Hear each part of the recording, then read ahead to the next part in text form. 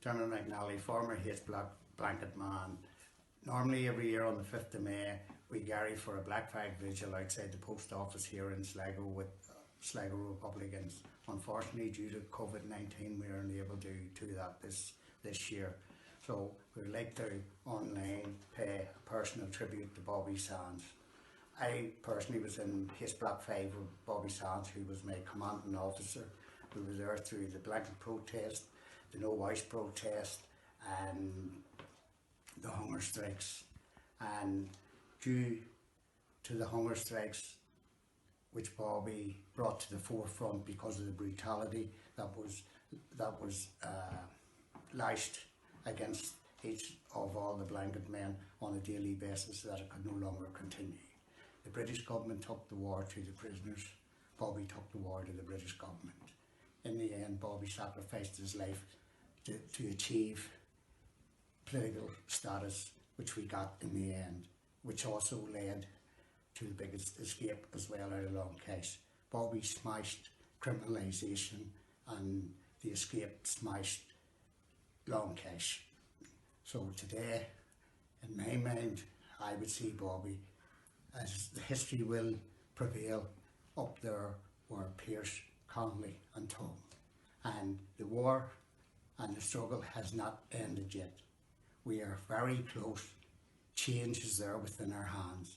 I appeal to you to come the last step on the road with us, and let us bring Bobby's words to reality.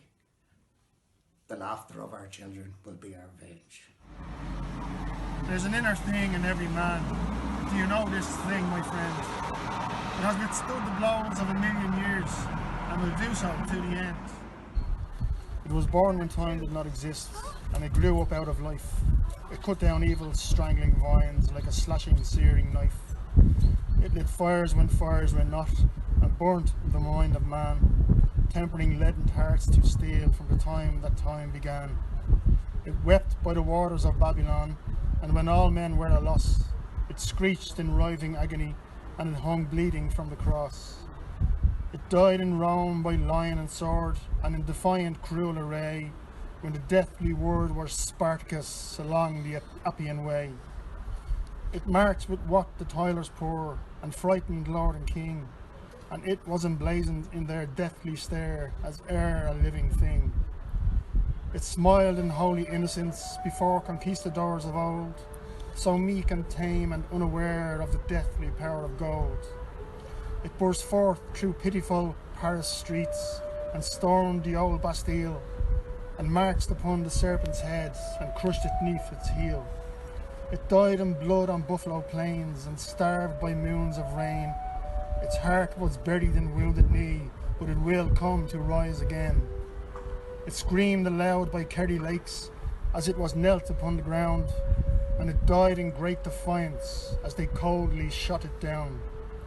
It is found in every light of hope. It knows no bounds nor space. It has risen in red and black and white. It is there in every race.